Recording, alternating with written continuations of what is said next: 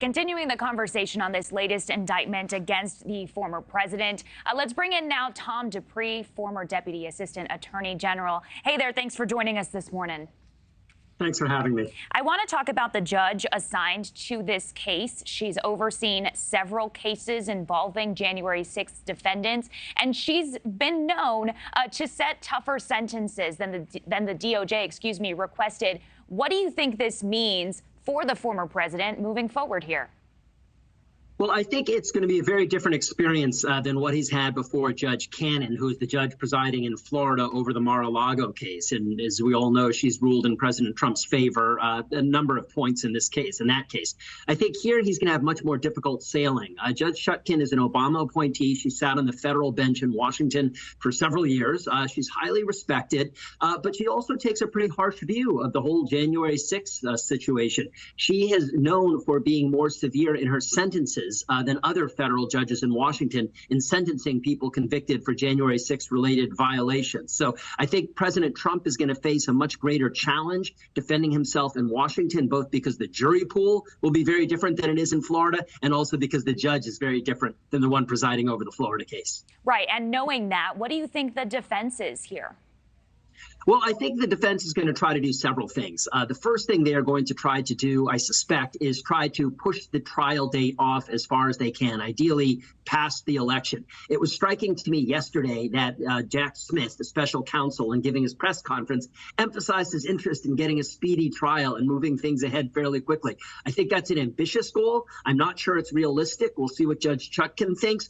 But to me, if I were in the defense's shoes, the first thing I would do is try to get some more breathing room, particularly because former President Trump is already facing 2 ongoing criminal prosecutions and very possibly another one in Georgia in the not too distant future.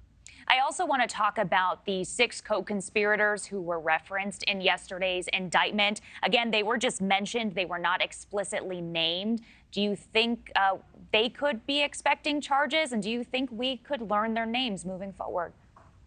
I think they will get charged. Maybe not all of them, at least some of them. And I would say almost certainly some of them will get charged. As far as identifying them, I mean, it doesn't take Einstein to figure out who some of them are. The indictment quotes them or quotes things that they said or emailed or interactions they had with the former president that have already been publicly reported in the media. 5 out of the 6 of the unnamed co-conspirators are lawyers. Which is also interesting in that Jack Smith is building his case in large part on what the former president's lawyers were telling him, which is an unusual way to build a criminal case and could pose challenges down the road in terms of trying to get some of those lawyers' statements into evidence to use against the former president. Yeah, and reading through the indictment, you can sort of use context clues maybe to figure out. We know one of them is Rudy Giuliani, one of the 6 co-conspirators mentioned in that indictment. But as you said, a lot of them are lawyers. How does that complicate things? Well, it complicates it on a number of fronts. Probably the most obvious way it complicates things is that ordinarily statements that a lawyer makes to their client for purposes of rendering legal advice is privilege. That's what the attorney-client privilege is all about. And normally a prosecutor simply can't pierce the privilege and find out what the lawyer said to the client. In this case, however, number one, it's not clear that the privilege is going to apply, because if you are conspiring with your lawyer or asking your lawyer for advice on how to break the law, that doesn't get protected.